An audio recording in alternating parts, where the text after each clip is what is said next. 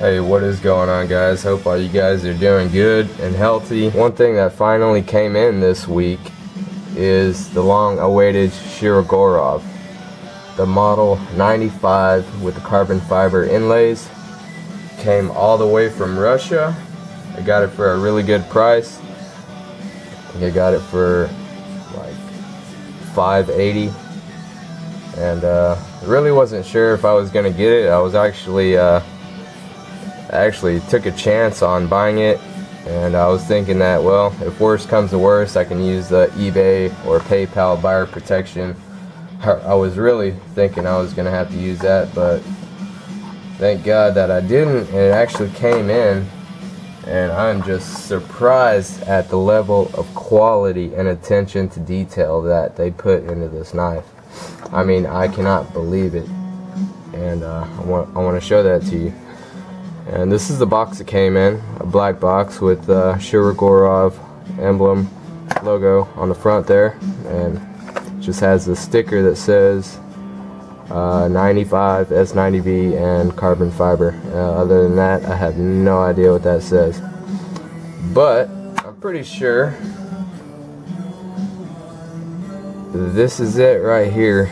I mean, this thing is awesome, guys. I cannot believe the attention to detail and the amount of machining and work that they put into this knife. I mean, it is just a different level completely altogether than any other knife that I have. I mean, just look at that carbon fiber. Look at the way it shimmers. That is the highest quality carbon fiber I have ever seen in my life. I don't know how they do it, but this is some really high quality stuff. And it's machined, so it has a texture. It has a really grippy texture to it. That's a plus. And like this, where it's inlaid into the titanium, you cannot see any gaps in the seam. It's just perfection. And it's actually smooth where the pocket clip is. And all the hardware is machined. Everything on this knife has a finish to it. That is something you don't see on really any production knives at all. I mean, if you look at the pivot screw, that screw, it has a machine finish. See, I actually have to take apart hinders and make them look like this, but this knife came already like that. And look at that standoff. That standoff is polished. That's something I have to do to my hinders to make them look like that.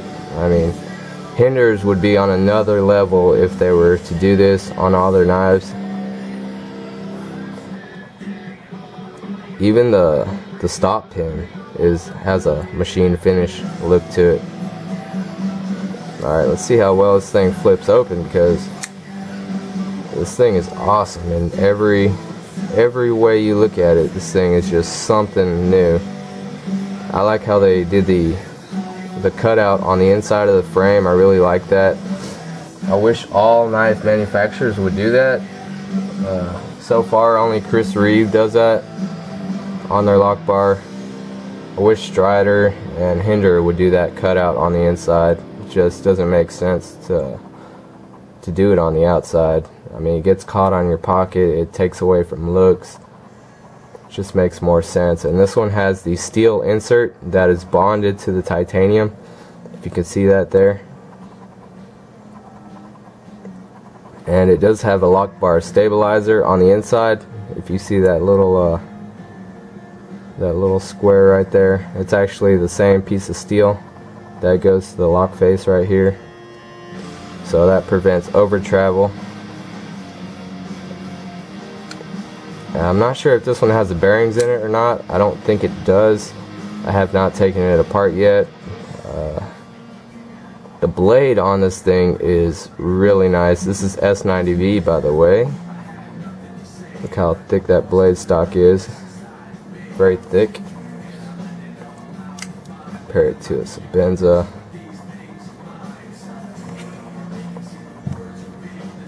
And blade length is over 4 inches.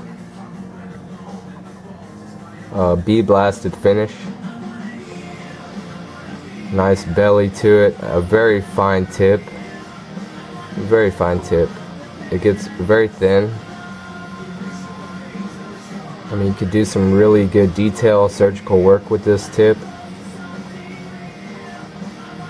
Although I'm not sure how strong it would be. I don't suspect that it is that strong. You definitely don't want to do any prying with this knife. Although I think it would be an excellent self-defense just because of the blade length and how fine that tip is. If you had, it would be an excellent stabber. It would stab very well as long as you don't have to go through any armor or anything like that. You have a very fine tip, so it's definitely going to catch and cut very well. But if you do hit some bone and it gets stuck, you may break the tip trying to pull it out. The knife is very smooth. The flipper, the detent, it all works very well. The detent's very strong, although sometimes I do have a problem getting it to flip out all the way. It did come with a lot of oil in it that's running out of it. I'm not sure what kind of oil that is. I'll need to take it apart and put my preferred lubricant in here. But blade is perfectly centered. I mean, it doesn't get any better than that right there. And the stop pin keeps the knife in the closed position. It acts as a stop pin in both the open and closed position. And right now it's actually up against the lock face, which I'm surprised they did that, but the lock face right there hits the stop pin when it's in the closed position like that. Ow. Let's do that again.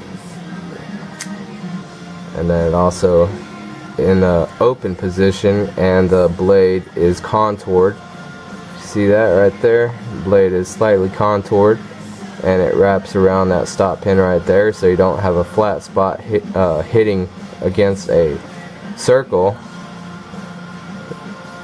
I mean, you all know how bad that is when you have a flat spot banging up against a circle. It's like taking the end of this and hitting that every time. That this is going to end up being flat over time, then your lockup's going to go over, and lock rock and all that stuff. Yes, here's a better example. Like, this is the back of the blade, and this is the stop pin, like on the Sebenza here.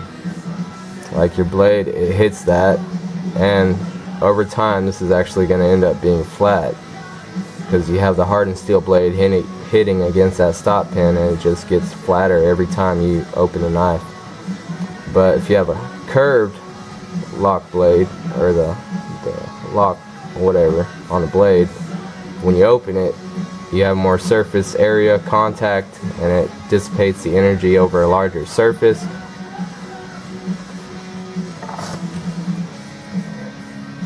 You know, it looks like it on the back of the Sebenza that it's actually curved to fit the stop pin, but it doesn't actually hit it there. It hits it on the flat spot for some reason. Anyways, so this thing is very ergonomic. All the edges are rounded. There's no hot spots on here at all. You see they made this cutout where the flipper is. Actually feels kind of good gripping it right there, putting your thumb there. It lets some of your thumb sit inside that gap. But they made that for I guess people were complaining that it hurts their finger whenever they flip it, but I don't see how that's possible. But it does make it smoother. Everything is contoured very nicely. I mean, look at the level of work that they have to do this. I mean, they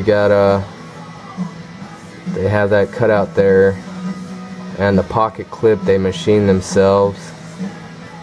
I mean, look at the amount of machining they have to do to this, and they machine the carbon fiber. I mean, I don't know of any other knife that goes to this level of work to get this far. So the blade is bead blasted, and the titanium handle is, it looks to be bead blasted and then stone washed, because in the where it's machined, like in the logo there, it's a darker color, so it looks like it was sandblasted. And like around the edges of where it was machined deeper, like you could see dark inside the circle there, where the stonewash rocks didn't get in there. Like you can see, it's darker on the lines, on the machine lines, and it gives it a really nice two-tone look, or maybe a three-tone look, because you got the flat spot right there, and then you got the deeper machined-in groove there. And then it's actually slightly darker in that groove, so it looks like it has a shadow, but it's actually just a bead blast. It just gives it a real 3D futuristic look to the knife. So I got my old army uniform here. I'm going to show you what it looks like in the pocket, because this thing looks awesome in the pocket. I mean, look at that. I've never seen a knife that looks that badass in the pocket. I mean, it doesn't even look like a knife, it just looks like maybe a really expensive pen or something, but that thing is awesome. And the pocket clip is actually very usable. I thought the pocket clip was going to be too much tension on it, but it's actually very flexible, so it is very usable pocket clip. There's a better view of the hidden lock bar stabilizer or over travel bar inside there. From there to there, you can see it. That's what hits the titanium, keeps it from going over. That is a very good idea. I like the way they did that. Lock up on this knife is very early, at about maybe 15% or less. And that, with that steel insert in there, it's not going anywhere anytime soon. So you can actually see the high quality carbon fiber just by looking at the side of it. Look how glimmering it is.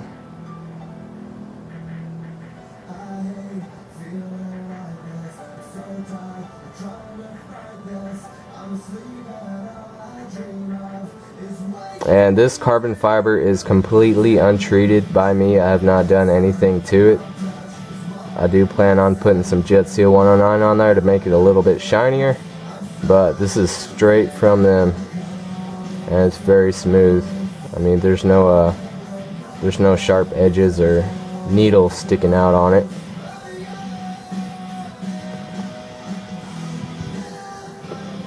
I mean, I'm guessing the carbon fiber used by Hinder has maybe some kind of filler or epoxy in it, and because it's not pure carbon fiber like on the Shirogorov, but you can see whenever they cut into the carbon fiber, it doesn't have the same look or feel to it. You can look at the side of the carbon fiber, it has a lot of filler in it or something. Alright, how about some size comparisons? We got Sebenza and Singo.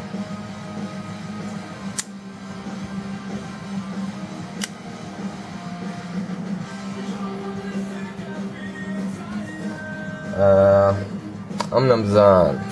Let's put them like this so we can see it.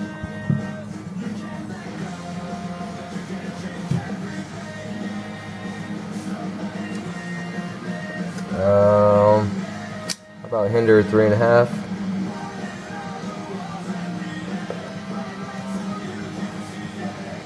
Here's the last video we did on polishing the carbon fiber. I went on my 3.5-inch Spanto flipper. And one thing about this Shirogorov, it kind of reminded me of a knife that I had, or a knife that I do have. And if you can guess which knife that is, it's this one right here. The Microtech SOCOM Elite. I mean, these knives are, it's just, I don't know. Why does it remind me of it? Well, they're both a 4-inch blade, and carbon fiber looks awesome. I don't know. It's very similar. I think it's the blade shape and how that tip is just really sharp. Very fine tips. Now, one of the things I love so much about the SOCOM Elite, and as most of you know, this thing is an awesome slicer. It doesn't really get any better than this in a production knife as far as cutting performance because of the edge thickness, the actual thickness behind the cutting edge. If you're cutting through something hard like rubber, this thing will go through it with minimal effort, whereas a thicker blade as any of these, and especially this one right here, because this thing is just crazy thick behind the cutting edge. Performance has a lot to do with the edge thickness. It looks like they ground this to 0 ground, and since this is a full flat grind, I mean, because this is already the best slicer I have as far as cutting, and this one measures at about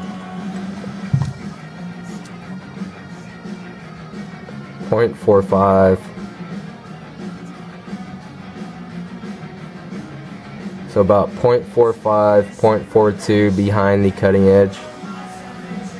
Probably on the thinnest part of it. So 0.42 is the thinnest behind the cutting edge on here. And this is a flat grind, but it's a partial flat grind, so it only goes up to here. So you have the same blade height as the SOCOM Elite and the same edge thickness. Let's see what the edge thickness is behind here.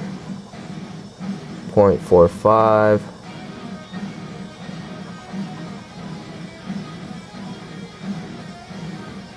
.42. So you got the same edge thickness as the SOCOM Elite, but you have a full flat grind, so the angle, it gets steep, or the edge angle gets thicker, more gradual than the SOCOM Elite, if you get what I'm saying, because you only have from there to there until you get to full blade thickness, which is actually thicker than this. This is 4.5 millimeters thick, and this is 4 millimeters thick.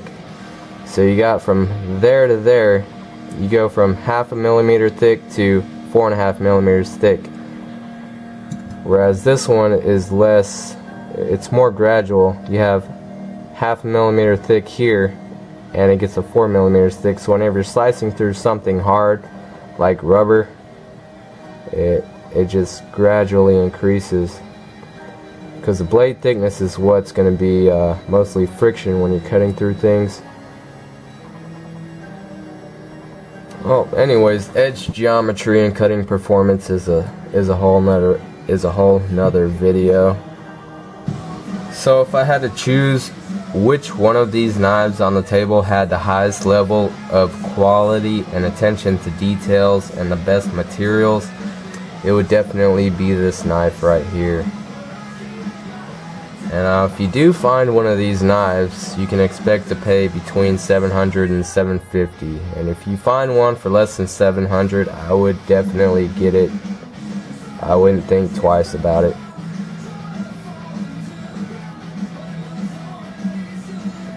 Now this is my first knife made in Russia. This would be a downside because these are not that easy to find. But if you can find one, it is definitely worth getting one, even if you do have to wait several weeks to get it. It did take 3 weeks to get mine. It actually spent the first 2 weeks in Russia before it actually got to me.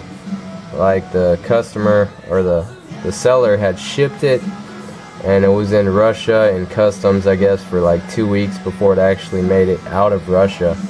And then after that, it only took a week to get to me. Now let me tell you something. When I first got this knife, I was saying to myself, I could not tell if this was a piece of art or a knife. I really couldn't I mean, I just could not find any flaws. I could not find any machine marks. Couldn't find any defects. I mean, everything was finished just the way they wanted it, and the stonewash on here is excellent. Let's give you a close-up of their stonewash. Looks like they use a really small stonewashing media. I mean, there's no other way they would get into those spaces where it's machined out. I mean, there's no way they would get into that pivot area unless those stonewashing media was really small.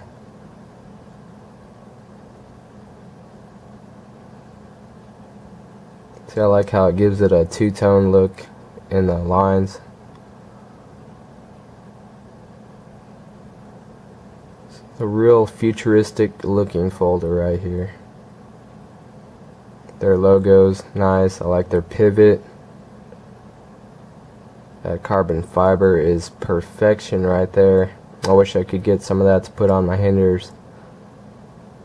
That would bring them to a whole new level.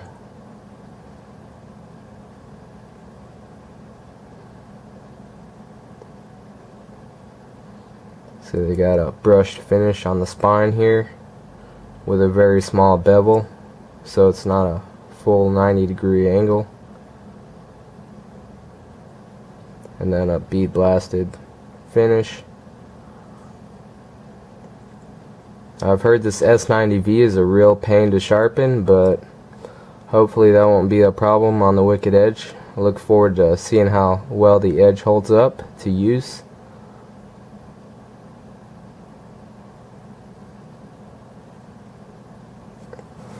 Well, I really appreciate you guys stopping by and checking out this knife. It is real awesome. I'll probably be showing it a lot more in the future, but I am definitely going to be carrying this. I usually carry two hinders, 3.5 and a 3, but now I'm definitely going to be carrying this and probably my DLC coated 3-inch right here. See, this is carbon fiber too. This is their textured carbon fiber. You see the difference? See, this was actually machined into, but it doesn't look anything like that. But I'll probably be carrying these two when I need to cut up something smaller. If I'm around people, I'll pull this one out. But if I'm alone or around knife people, I need to cut something, I'll just take this one out and cut with.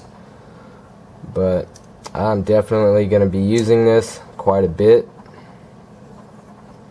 And hope you guys learned something. Hope you guys found something interesting, and I'm sorry if I went kind of back and forth because I'm recovering from a 102-degree fever I had Thursday and Friday. I was in bed, you know, Saturday, Sunday, like sleeping 11 hours a day, and my head is still clogged up, and I'm still coughing out green stuff. So I'll be alright though, and I hope you guys have a great week, and we'll catch you later. See ya.